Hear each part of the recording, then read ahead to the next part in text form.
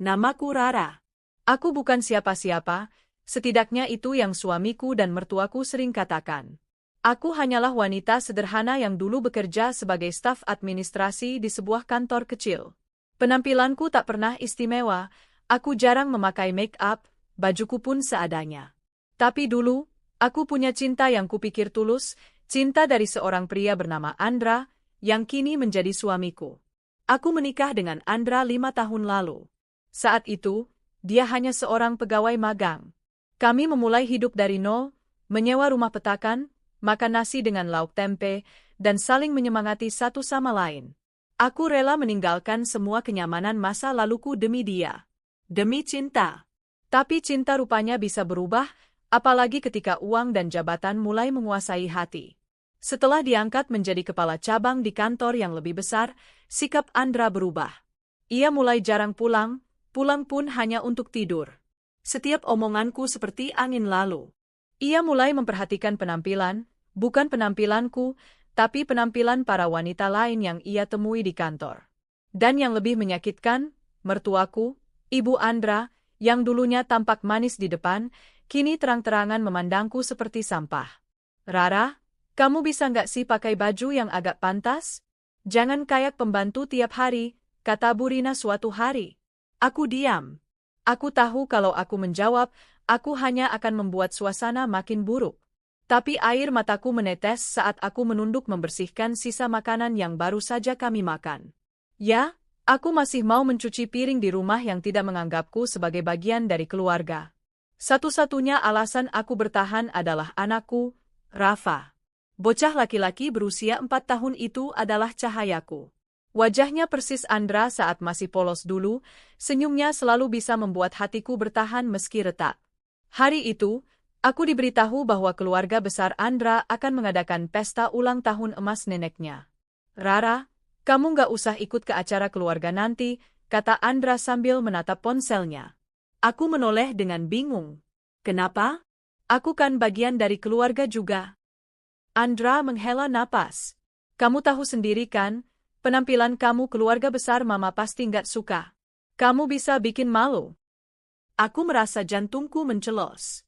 Bahkan anakku pun tak diundang. Tapi aku tak membantah. Aku hanya diam, menunduk, dan mencoba menahan tangis. Namun, malam sebelum pesta, Rafa menangis sambil berkata, aku mau ikut ketemu nenek besar, Ma. Mau nyanyi Happy Birthday? Aku tak tega. Akhirnya, keesokan harinya, aku memutuskan untuk tetap datang. Bukan demi Andra, bukan demi mertua, tapi demi Rafa. Pesta itu digelar di ballroom hotel mewah.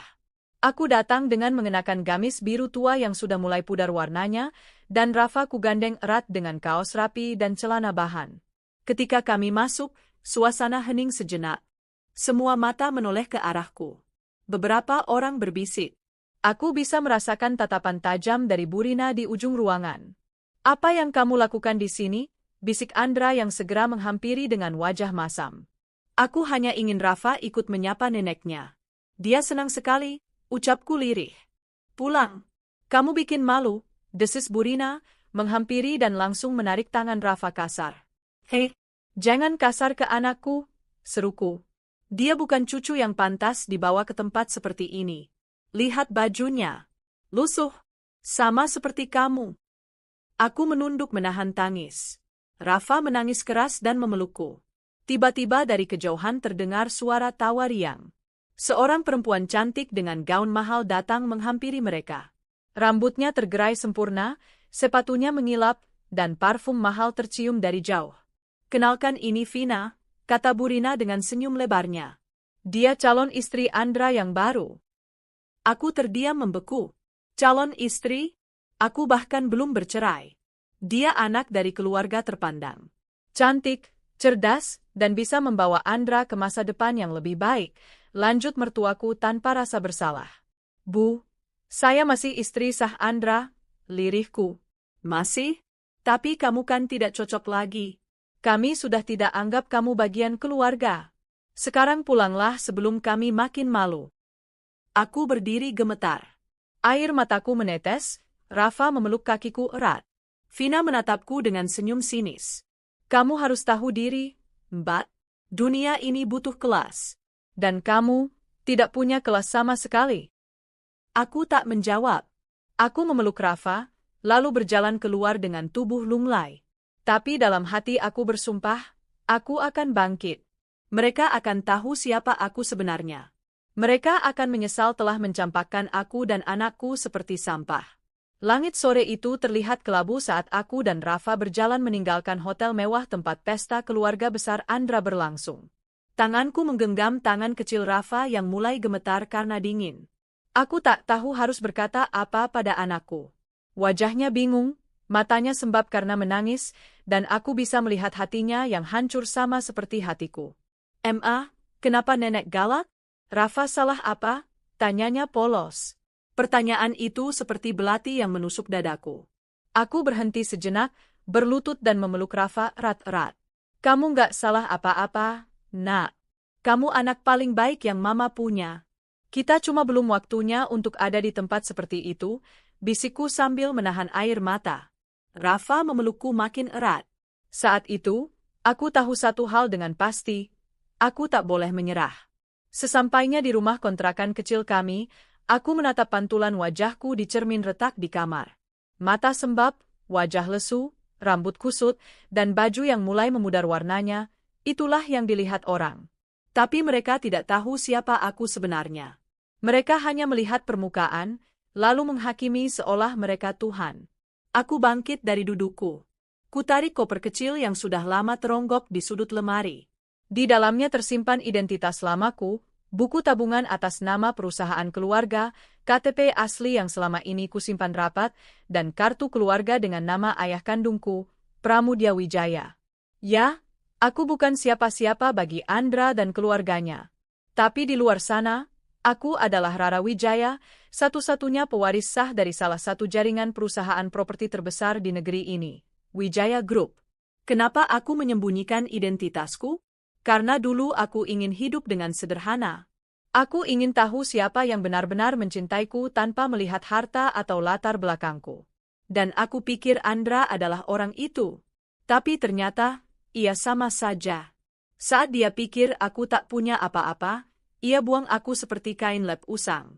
Aku menghela napas panjang, lalu membuka ponsel yang sudah lama tidak kugunakan.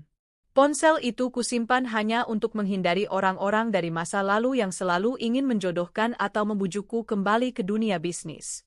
Kutatap kontak terakhir yang masuk dari Paman Ardi, tangan kanan ayahku sekaligus direktur utama perusahaan saat ini. Setelah berpikir sejenak, aku menekan tombol hijau. Halo, Paman? Rara? Astaga, Nak. Kemana saja kamu selama ini? Kami mencarimu kemana-mana. Suara Paman Ardi bergetar di ujung sana. Saya baik, Paman. Tapi saya butuh bantuan. Saya ingin kembali. 3 hari kemudian, mobil hitam panjang berhenti di depan rumah kontrakanku. Seorang sopir membukakan pintu dan menunduk sopan. Selamat pagi, Nona Rara. Kami sudah ditugaskan menjemput Anda dan putra Anda. Rafa melongo melihat mobil itu. Kita naik mobil besar ya? Tanyanya polos. Aku tersenyum. Iya, Nak. Mulai sekarang, hidup kita akan berubah. Di kantor pusat Wijaya Group, semua staf menyambutku dengan rasa hormat. Bahkan beberapa karyawan senior terlihat menitikkan air mata saat melihatku datang bersama Rafa. Mereka tahu betapa ayahku dulu sangat mencintaiku, dan betapa kepergianku meninggalkan luka yang dalam. Di ruang rapat utama, Paman Ardi menatapku dengan mata berkaca-kaca. Kau sudah dewasa, Rara. Kau jauh lebih kuat dari yang kukira. Aku hanya tersenyum. Paman, aku ingin kembali, tapi bukan hanya untuk duduk di kantor. Aku ingin bertindak. Ada yang harus kuluruskan. Hari-hariku berubah drastis. Dari ibu rumah tangga yang dianiaya batin, aku kembali menjadi wanita berkelas dengan tanggung jawab besar. Tapi aku tak berubah menjadi sombong. Aku tetap datang ke kantor dengan sederhana.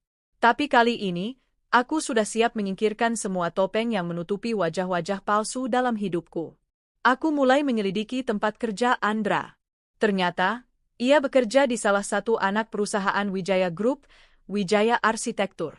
Dan lebih mengejutkan lagi, Posisi Andra sebagai kepala proyek besar ternyata diberikan oleh rekomendasi internal, bukan karena kemampuannya. Lalu kudapati nama, Vina, juga tercatat sebagai staf magang di bagian administrasi. Ya, perempuan itu bukan siapa-siapa, bukan anak orang kaya seperti yang dikira, tapi pembantu dari salah satu kolega keluarga kami yang menyuruhnya magang karena iba. Semua mulai jelas bagiku. Andra dan ibunya sudah dibutakan oleh tampilan luar. Beberapa minggu kemudian, Wijaya Group mengadakan acara gala tahunan perusahaan. Acara ini adalah momen besar, karena akan diumumkan struktur baru pimpinan perusahaan dan arah investasi baru. Aku memutuskan untuk hadir, kali ini dengan tampil penuh. Gaun hitam panjang elegan, perhiasan sederhana tapi bernilai tinggi, rambut ditata rapi, dan Rafa ikut mendampingiku dengan jas kecilnya yang manis. Semua mata tertuju padaku ketika aku masuk ballroom megah itu. Para direktur berdiri dan menunduk hormat. Wartawan mulai membidikkan kamera mereka. Tapi ada dua wajah yang langsung pucat, Andra dan Burina, yang duduk di bagian undangan umum. Wajah mereka tak bisa menyembunyikan keterkejutan. Dan lebih buruknya lagi, Vina berdiri di samping Andra, mengenakan gaun murahan yang kelihatan jelas bukan dari butik mahal. Rara? Andra berdiri setengah bingung, setengah takut. Aku menatap mereka dengan tenang. Oh, jadi kalian juga diundang ke sini? Menarik. Burina mendesis, apa kamu menyusup ke acara perusahaan besar ini lagi, hah? Aku tersenyum kecil. Menyusup? Anda mungkin belum lihat berita. Saya pemiliknya. Mereka terdiam. Vina mulai memegangi lengan Andra, panik. Mas, itu benar? Lampu sorot tiba-tiba mengarah padaku. Seorang MC mengumumkan dengan lantang, hadirin sekalian, mohon beri tepuk tangan untuk pewaris sah dan pemimpin baru Wijaya Group, Ibu Rara Wijaya. Dan malam itu, aku berdiri di atas panggung. Dari sana, aku menatap wajah pucat Andra dan Burina yang tak bisa berkutik. Hari pembalasan sudah dekat. Tapi aku belum selesai. Masih ada kebenaran yang harus kuungkap dan kehormatan yang harus kupulihkan. Malam gala Wijaya Group masih berlangsung. Musik lembut mengalun dari panggung, dan para tamu mulai berdiri memberikan tepuk tangan setelah namaku disebut. Tapi pandanganku hanya tertuju pada 3 orang, Andra, Burina, dan Vina. Wajah mereka memucat, mata mereka membelalak, seolah dunia baru saja runtuh di depan mereka. Aku menahan senyum, menegakkan bahu, dan melangkah anggun ke atas panggung. Tepuk tangan kembali terdengar, tapi pikiranku tak bisa tenang sampai semuanya selesai. Terima kasih atas sambutannya, ucapku dengan tenang di depan mikrofon. Saya, Rara Wijaya, secara resmi mengambil alih kepemimpinan Wijaya Group sebagai pewaris sah mendiang Bapak Pramudia Wijaya. Suasana ballroom hening. Tak ada satupun yang bicara, seolah semua menunggu kejutan berikutnya.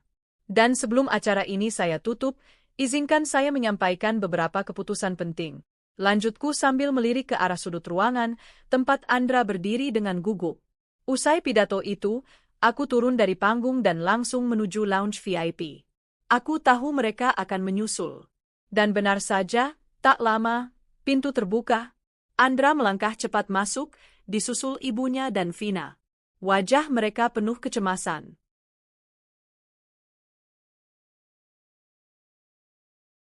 Rara, maksud semua ini apa? Andra memulai. Suaranya bergetar, tidak percaya dengan apa yang baru saja dilihatnya. Aku menoleh perlahan. Kamu masih nggak tahu siapa aku sebenarnya, ya? Burina mendekat dengan nada tinggi. Jangan sok besar kepala. Kamu pikir dengan berdiri di atas panggung dan pakai gaun mahal kamu bisa menipu semua orang? Aku menatapnya dingin. Saya tidak menipu siapapun. Justru saya yang ditipu oleh kalian. Vina mulai mundur perlahan, berusaha menjauh dari keributan, tapi aku menunjuknya. Dan kamu, Vina, masih ingat siapa kamu dulu di rumah besar kami? Kamu pembantu. Pembantu yang dibesarkan oleh orang tuaku karena kasihan.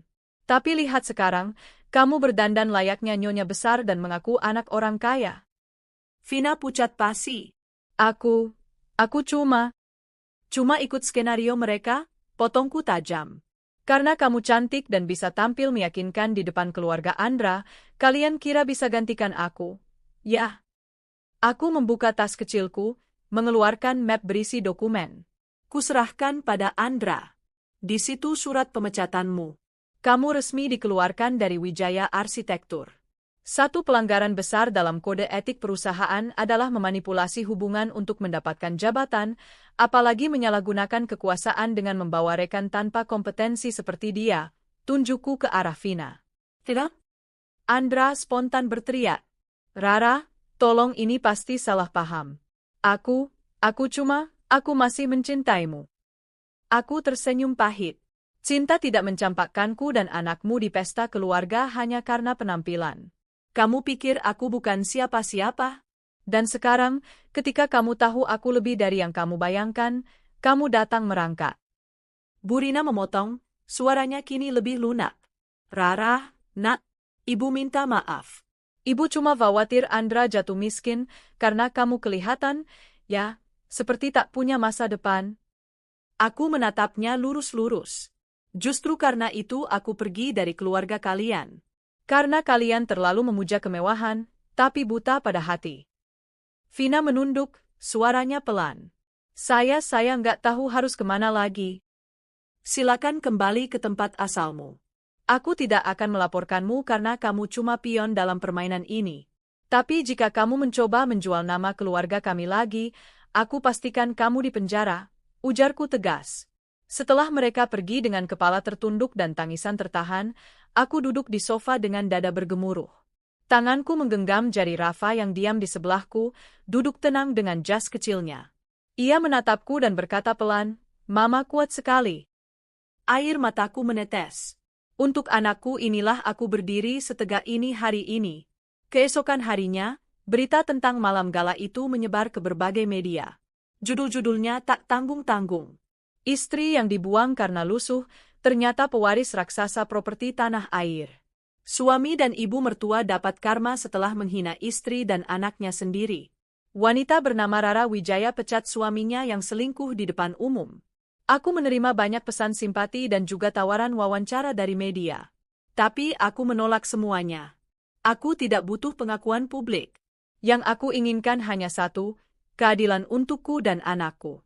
Namun, kejadian ini membuatku dipanggil oleh Dewan Direksi. Mereka khawatir publikasi ini merusak citra perusahaan. Aku datang ke ruang rapat dengan kepala tegak. Saya tahu ini menimbulkan kegaduhan, ujarku kepada mereka. Tapi ini bukan sekadar drama keluarga. Ini tentang prinsip. Seorang wanita yang dihina, ditindas, tapi bangkit tanpa membalas dengan kekerasan. Saya menunjukkan bahwa integritas dan harga diri lebih penting dari harta. Mereka terdiam. Salah satu direktur senior berdiri dan mengangguk. Kami mendukungmu, Ibu Rara. Kami bangga. Beberapa hari kemudian, Andra kembali menghubungiku. Dia datang ke rumah baru kami, sebuah villa kecil yang nyaman. Rafa sedang bermain di taman belakang saat Andra berdiri di depan pintu, wajahnya kusut, tubuhnya lebih kurus. Boleh aku bicara sebentar? Pintanya. Aku berdiri di depan pintu, tidak membiarkannya masuk. Bicara saja di sini, ucapku dingin. Aku nggak punya apa-apa lagi. Pekerjaan hilang. Mama sekarang sakit-sakitan dan terus menyalahkanku. Vina pergi tanpa pamit. Rara, aku minta maaf. Aku benar-benar minta maaf. Aku menatapnya. Andra, kamu sudah kehilangan hak untuk berdiri sebagai suamiku sejak hari kamu menyuruh aku dan anakmu pergi dari pesta itu. Aku menyesal, suaranya bergetar. Aku menghela napas. Kamu tidak menyesal karena menyakitiku. Kamu menyesal karena aku ternyata orang penting. Tapi sayangnya, aku tak peduli lagi. Aku menutup pintu perlahan. Dari balik kaca, aku melihat Rafa melambai padaku dari ayunan. Aku berjalan menghampirinya, membungkuk, dan memeluknya. Mama bahagia sekarang, nak. Hari-hariku kembali tenang. Aku tetap bekerja di perusahaan, membangun proyek sosial untuk ibu-ibu yang selama ini terpinggirkan. Aku membentuk program pelatihan dan pemberdayaan untuk perempuan miskin yang ingin mandiri. Di setiap langkahku, aku membawa luka masa lalu sebagai kekuatan. Aku bukan lagi wanita yang takut, bukan wanita yang butuh pengakuan dari mertua dan suami yang tak tahu nilai cinta. Aku adalah Rara Wijaya, seorang ibu, pemimpin, dan wanita yang bangkit dari pengkhianatan untuk membangun takdirnya sendiri. Sudah sebulan berlalu sejak malam gala Wijaya Group yang mengguncang banyak pihak. Tapi bagi aku dan Rafa, itu adalah awal kehidupan baru. Hidup kami terasa lebih damai, sepi dari drama keluarga Andra, tanpa cibiran, tanpa tekanan. Aku kini sibuk membangun cabang sosial dari Wijaya Group, sebuah yayasan bernama Pelita Perempuan yang fokus membimbing wanita korban kekerasan rumah tangga dan penindasan ekonomi. Bagiku, tidak ada dendam yang lebih indah selain memberi harapan pada mereka yang pernah direndahkan seperti aku. Pagi itu, aku tiba di kantor yayasan yang baru direnovasi. Bangunan 2 lantai bercat putih dengan mural wanita berpelukan di dinding luarnya adalah simbol kekuatan. Begitu aku melangkah masuk, puluhan wanita yang sedang mengikuti pelatihan menyapaku hangat. "Selamat pagi, Bu Rara." Aku membalas dengan senyum hangat. Mereka bukan sekadar peserta program. Mereka adalah versi lamaku, wanita-wanita yang nyaris tenggelam oleh perlakuan buruk, tapi memilih bangkit dan mencari cahaya. Di ruang kerjaku, sekretarisku masuk membawa mat. "Bu, ini laporan keuangan untuk 3 bulan ke depan.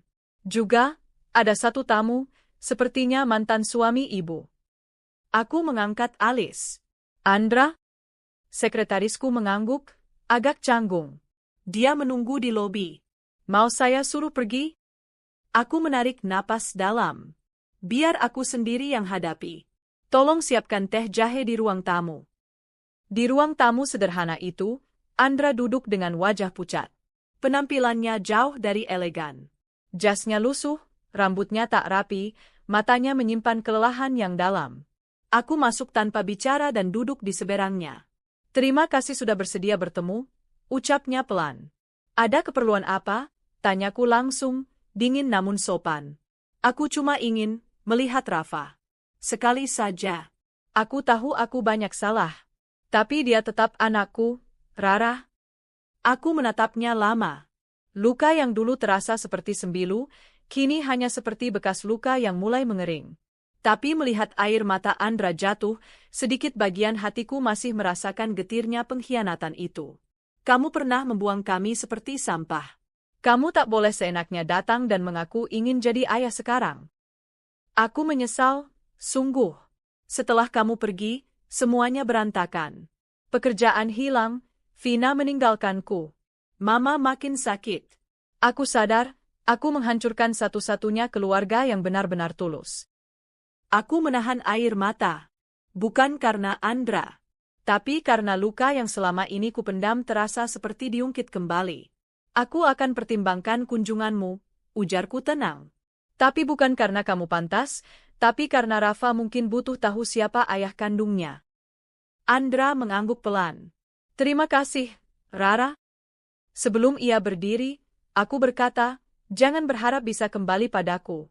Aku bukan wanita yang bisa ditarik kembali setelah dijatuhkan."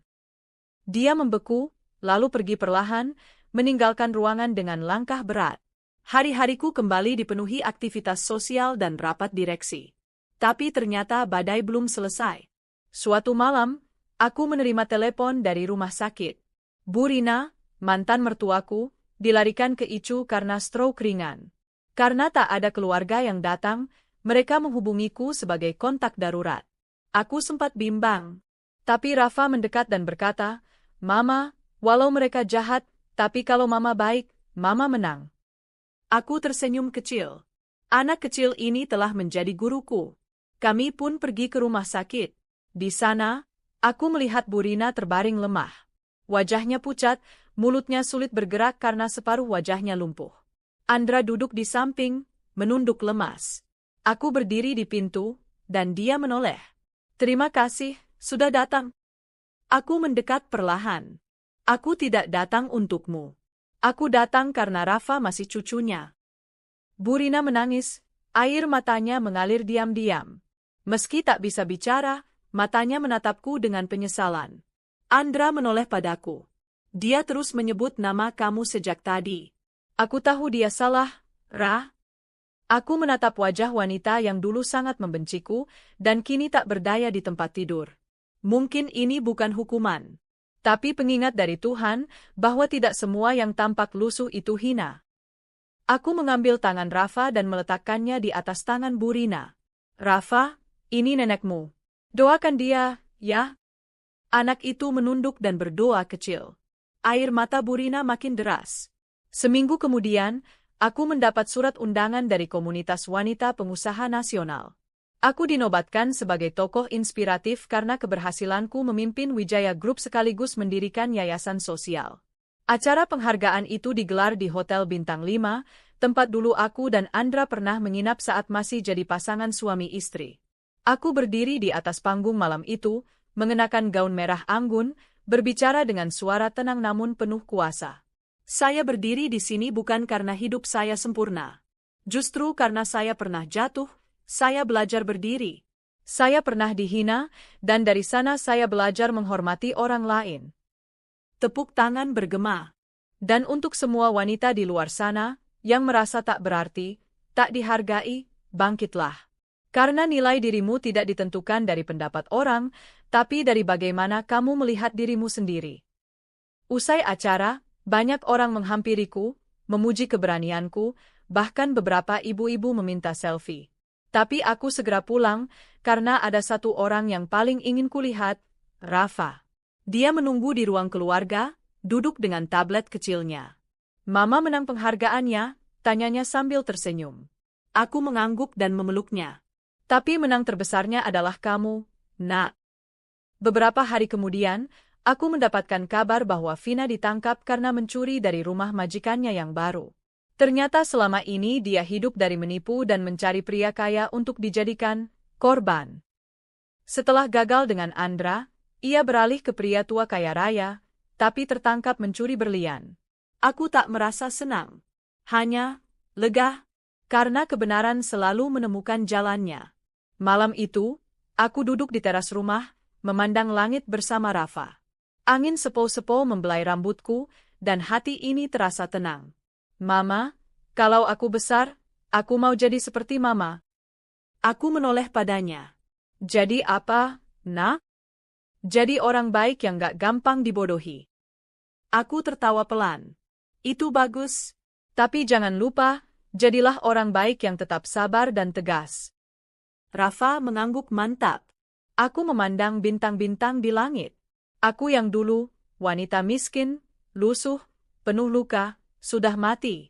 Kini, aku adalah wanita kuat yang tidak lagi takut pada dunia. Bukan karena aku pewaris kaya, tapi karena aku tahu siapa diriku sebenarnya. Dan itu, tak ternilai oleh apapun. Hari-hari berlalu dengan segala kesibukan yang mengisi. Yayasan, pelita perempuan, berkembang pesat. Setiap minggu, ada saja perempuan yang datang mengetuk pintu, dengan mata sembab dan tubuh gemetar, tanda mereka membawa luka yang sama seperti yang dulu pernah kupikul. Aku menyambut mereka bukan sebagai tokoh hebat, tapi sebagai sesama penyintas. Di mata mereka, aku bukan pewaris kaya, tapi sesosok harapan. Namun, semakin tinggi aku melangkah, semakin panjang bayangan masa lalu yang mengikuti. Suatu pagi, ketika aku sedang meninjau pelatihan keterampilan menjahit di aula belakang yayasan, sekretarisku datang tergopoh-gopoh. Bu Rara, ada seseorang di luar yang menolak pergi. Dia bersikeras ingin bicara langsung dengan ibu. Katanya dia punya urusan pribadi penting. Aku mengangkat alis. Siapa namanya? Katanya namanya Pak Wiryo. Aku terdiam. Nama itu tidak asing. Pak Wiryo? Ayah Vina? Tanyaku pelan. Sekretarisku mengangguk ragu. Ya, Bu. Tampaknya begitu. Aku turun ke ruang tamu depan. Di sana, duduklah seorang pria berusia sekitar 60-an, berkemeja putih dengan peci abu-abu. Wajahnya keriput, namun sorot matanya jernih. Dia berdiri dan menunduk saat melihatku. Maaf sudah datang tiba-tiba, Bu Rara. Saya ayah kandung Vina. Aku menyilakan duduk. Rasa penasaranku bercampur rasa waspada. Ada keperluan apa, Pak? Dia menarik napas panjang. Saya tahu anak saya sudah banyak salah. Saya malu. Sangat malu. Tapi saya datang bukan untuk membela dia. Saya cuma ingin minta maaf atas kelakuan dia yang dulu sudah menghancurkan rumah tangga ibu. Aku diam. Ini tidak kusangka. Saya baru tahu semuanya belakangan. Saya memang tinggal jauh di desa. Vina selama ini tak pernah pulang. Tapi kabar penangkapannya masuk ke media, lalu ada yang memberitahu saya soal apa yang dia lakukan.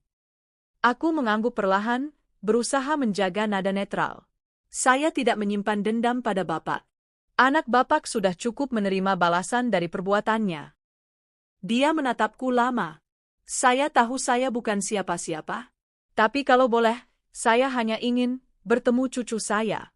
Katanya, ibu punya anak dari Pak Andra, ya? Aku menegang. Ibu tenang saja, saya tidak minta hak apapun. Saya cuma ingin memeluk cucu saya sekali saja. Usia saya sudah lanjut. Saya tidak tahu bisa bertahan berapa lama. Aku menghela napas. Luka lama seperti tersibak lagi, tapi aku belajar bahwa memaafkan bukan tentang orang lain, tapi tentang membebaskan diriku sendiri. Bapak boleh bertemu, tapi jangan berkata macam-macam di depannya. Rafa masih kecil. Dia tak tahu banyak tentang masa lalu orang tuanya. Pak Wiryo mengangguk cepat. Tentu Bu. Terima kasih. Hari Minggu, aku membawa Rafa ke taman di belakang yayasan. Kami duduk di ayunan besar, dengan angin sejuk meniup pelan. Rafa, hari ini kamu akan bertemu seseorang. Siapa? Ma? Kakek dari pihak teman Mama dulu. Rafa mengangguk kecil, polos. Lalu Pak Wiryo datang, melangkah pelan dengan tangan gemetar. Rafa menatap pria tua itu, lalu menoleh padaku. Aku mengangguk sebagai isyarat, dan Rafa pun menghampiri. Kamu Rafa, ya? Tanya Pak Wiryo lirih. Rafa mengangguk. Iya. Pak Wiryo langsung menahan napas, lalu memeluk Rafa erat. Air matanya mengalir deras tanpa suara. Aku memalingkan wajah sejenak. Ternyata meski aku sudah menapaki banyak kemenangan, luka kecil di hati tetap bisa terasa bila bersentuhan dengan kenangan lama. Setelah pertemuan singkat itu, aku kembali disibukkan oleh aktivitas sosial dan urusan perusahaan. Namun satu hari, asistanku memberitahukan sesuatu yang membuatku mengernyitkan dahi. Bu Rara, kami mendapat undangan resmi dari kantor pusat Wijaya Group. Ada pertemuan internal seluruh cabang untuk membahas integrasi CSR dengan yayasan sosial. Dan, Pak Dirut akan hadir. Aku tersenyum tipis. Pak Dirut yang sekarang bukan ayahku, bukan, Bu. Tapi yang menarik, salah satu pembicara adalah Andra. Sekujur tubuhku mendadak tegang. Siapa yang menyetujui dia? Entah, Bu. Tapi sepertinya dia sedang merangkak balik dengan reputasi baru. Dia bergabung dengan lembaga konsultasi bisnis kecil. Mungkin ingin menunjukkan dirinya berguna. Aku menarik napas panjang. Baik, siapkan kehadiran kita. Aku akan datang. Hari itu, aku tampil dengan setelan jas biru tua, anggun dan profesional. Sesuai posisiku kini, komisaris utama dan pengarah bidang sosial Wijaya Group. Begitu memasuki aula besar, tatapan banyak orang langsung tertuju padaku. Aku menanggapi dengan senyum sopan. Di sisi lain ruangan, Andra terlihat gugup. Wajahnya menegang saat melihatku. Dia tak bisa menghindar. Sesi presentasi berjalan formal. Ketika tiba giliranku bicara, aku mengambil posisi di tengah panggung, menatap semua orang. CSR bukan hanya formalitas. Ia adalah perpanjangan tangan dari nurani perusahaan. Dan jika perusahaan tidak mampu menyentuh kehidupan nyata masyarakat, maka ia hanya akan menjadi raksasa yang dingin dan rapuh. Tepuk tangan pun menggema. Saat sesi tanya-jawab, Andra maju, mencoba bersikap profesional. Ibu Rara, bagaimana Ibu menjaga integritas yayasan dari konflik kepentingan pribadi? Misalnya, masa lalu dengan orang-orang yang kini bergerak di sektor serupa. Semua mata beralih padaku. Andra mencoba menggiring opini. Tapi aku tersenyum. Terima kasih, Pak Andra. Justru karena saya pernah terluka oleh orang-orang yang dulu saya percaya, saya tahu betul apa artinya integritas. Kami tak bekerja berdasarkan balas dendam, tapi tanggung jawab. Tepuk tangan lebih meriah lagi. Andra tertunduk. Wajahnya memerah. Aku tahu, dalam satu kalimat, aku menegaskan, aku bukan wanita yang sama. Sore itu, aku menerima pesan dari rumah sakit. Bu Rina kritis.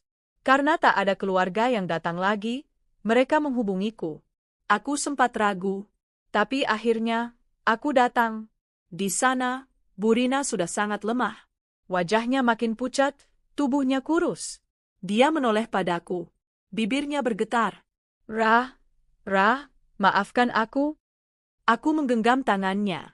Bu, saya bukan siapa-siapa untuk menghukum. Tapi saya juga bukan wanita lemah yang bisa diinjak. Air mata Bu Rina menetes. Kau baik, terlalu baik. Bukan, Bu. Saya hanya tidak ingin hidup saya ditentukan oleh kebencian. Dia menatapku lama, lalu matanya terpejam perlahan. Mesin jantung berdetak makin pelan, hingga akhirnya berhenti. Aku berdiri lama di sisi tempat tidurnya. Air mata menetes. Bukan karena sedih, tapi karena luka itu, akhirnya benar-benar usai. Malamnya, di rumah, Rafa mendekatiku. Mama, tadi aku dengar dari suster. Nenek udah nggak ada ya? Aku mengangguk. Iya, Nak. Tapi kamu sudah jadi anak hebat. Kamu udah memaafkan mereka sejak dulu. Rafa memelukku erat. Aku sayang Mama. Nggak apa-apa kan kalau aku cuma punya Mama. Aku menahan tangis. Cukup, Nak. Karena kamu punya Mama yang akan mencintaimu sampai akhir hayat. Dan malam itu, untuk pertama kalinya, aku tidur dengan hati yang benar-benar damai. Matahari belum sepenuhnya naik ketika aku menatap beranda rumah sambil memegang secangkir teh hangat. Angin pagi mengelus wajahku, menenangkan pikiran yang semalam gelisah. Semenjak Bu Rina meninggal, aku tak menyangka masih menyimpan perasaan sedalam ini terhadap masa lalu. Bukan rindu, bukan pula dendam, tapi luka. Luka yang sembuh, tapi bekasnya tetap tinggal. Ketika kupikir hidupku sudah stabil, satu surat datang mengusik ketenangan. Dari pengacara Andra. Permohonan hak kunjungan secara resmi, ucap pengacaraku pelan, membaca berkas yang ia bawa. Dia tidak menggugat hak asuh, tapi ingin mengunjungi Rafa secara berkala. Aku mengerutkan dahi. Setelah semua yang dia lakukan, setelah meninggalkan anaknya dan membiarkan dia tumbuh tanpa kasih seorang ayah. Pengacaraku menghela napas.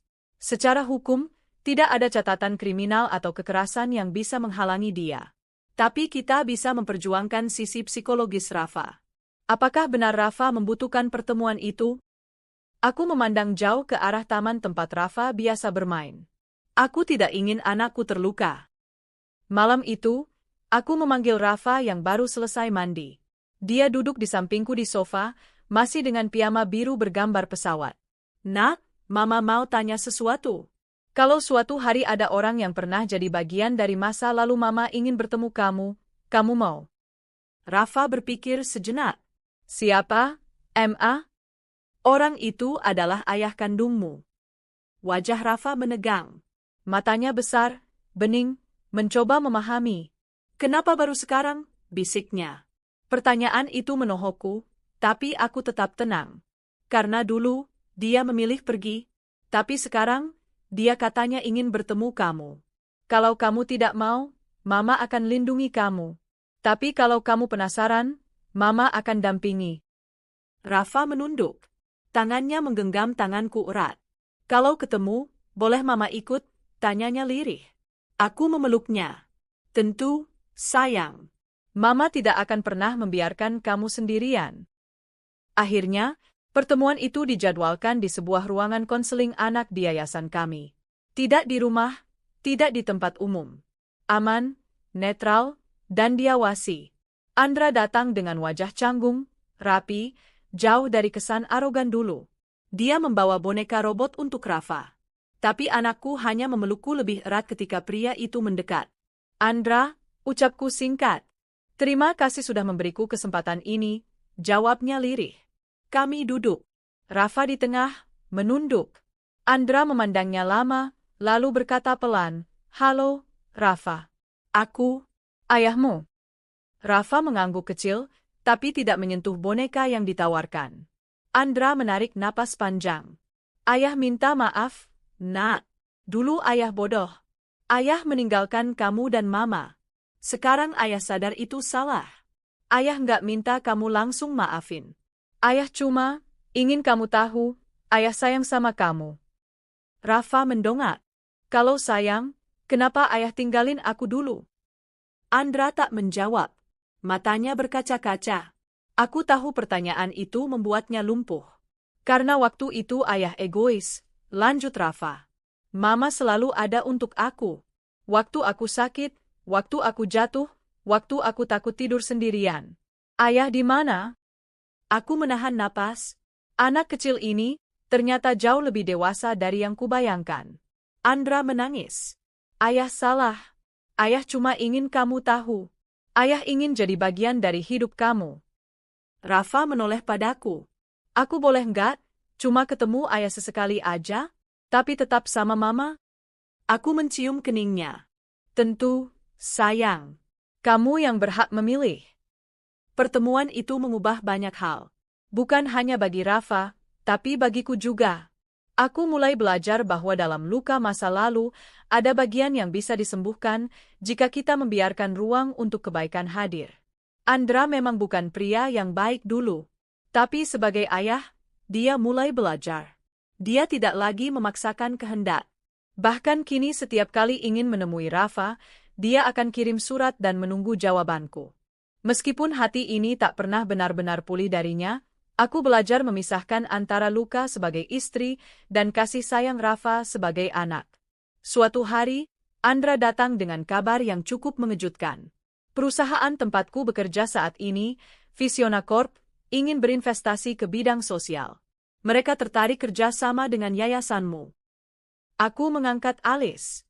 Kamu yakin tidak ada niat pribadi? Andra menggeleng cepat. Aku tidak akan mencampur urusan pribadi dan profesional. Aku hanya mengusulkan, keputusan tetap ada di Dewan Yayasan. Aku mengangguk. Kirimkan proposal resminya. Jika memang menguntungkan dan sesuai nilai kita, akan kami pertimbangkan. Ia tersenyum. Terima kasih, Rah. Dan, terima kasih sudah beri aku kesempatan mengenal Rafa. Sebelum pergi, dia menoleh sekali lagi. Kalau waktu bisa diputar, aku ingin tetap memilih kamu. Aku hanya menatapnya datar.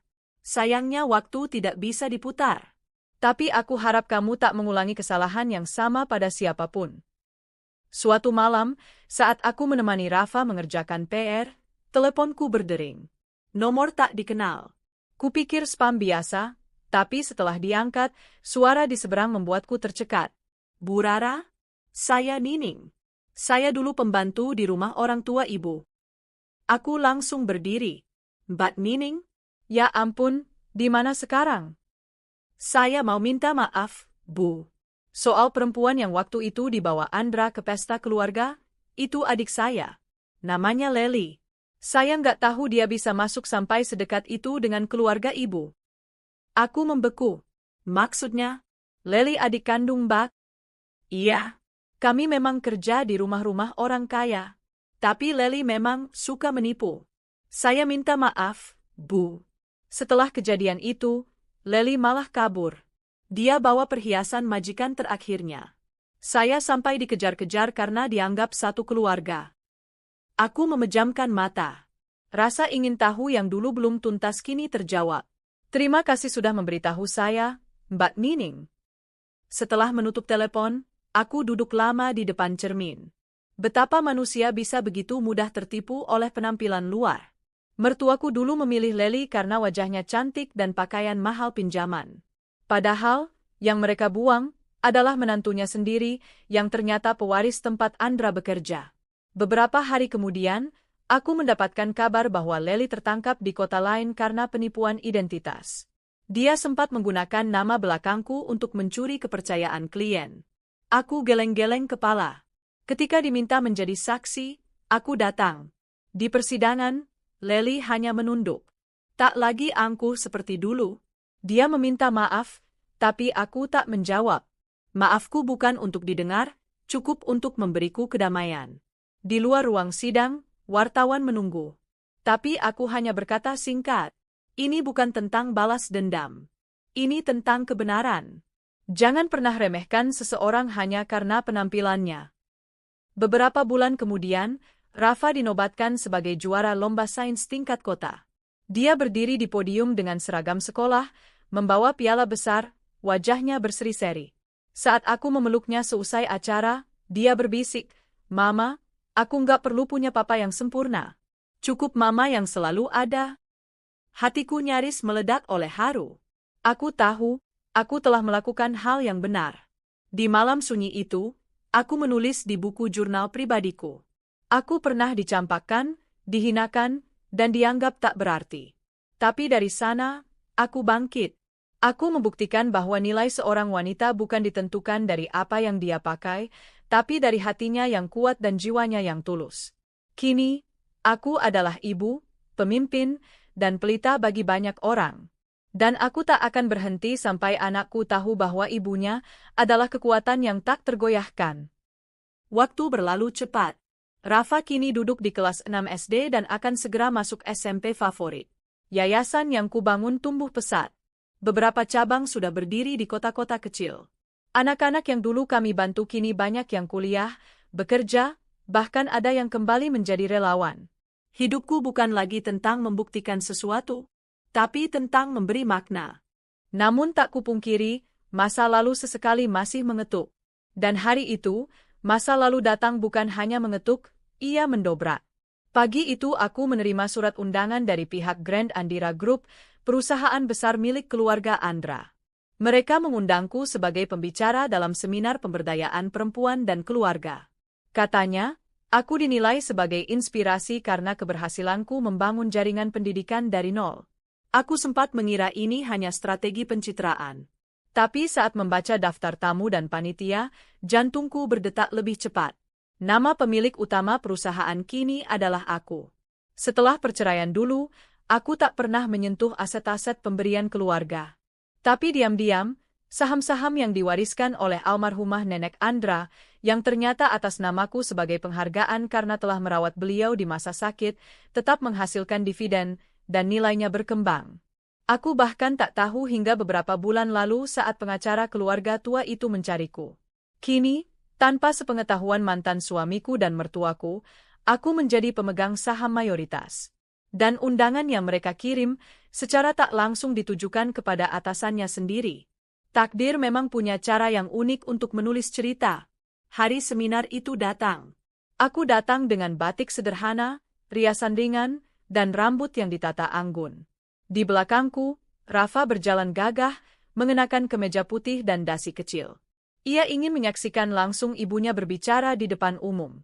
Saat memasuki aula hotel bintang 5 tempat acara digelar, beberapa orang yang pernah menghina dulu menatapku dengan ekspresi campur aduk. Salah satunya, mertua dan mantan suamiku.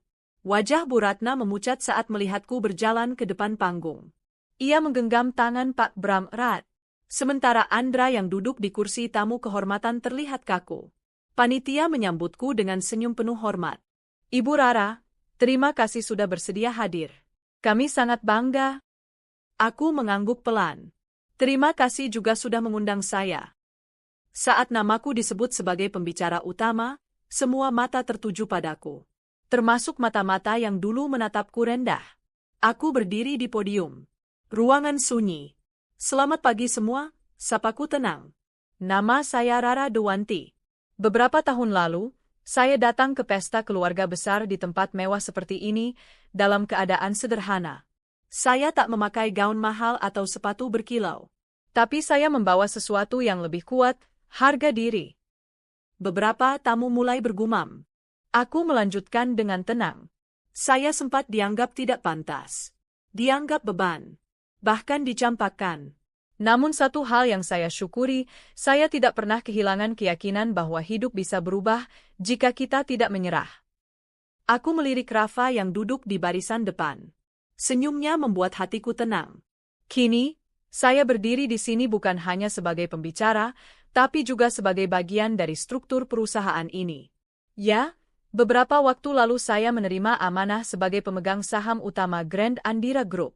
Bukan karena balas dendam, tapi karena kebetulan yang Tuhan atur dengan sangat rapi. Ruangan gempar. Beberapa tamu terkejut.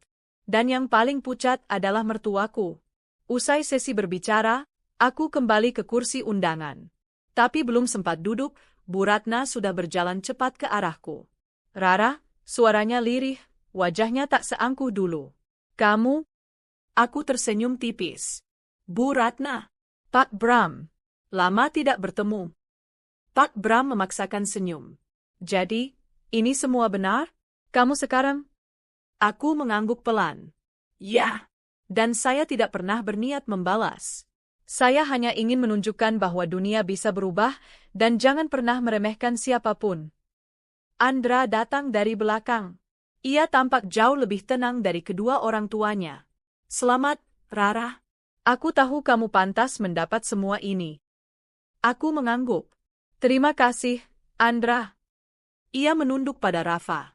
Nak, bangga ya punya mama sehebat ini.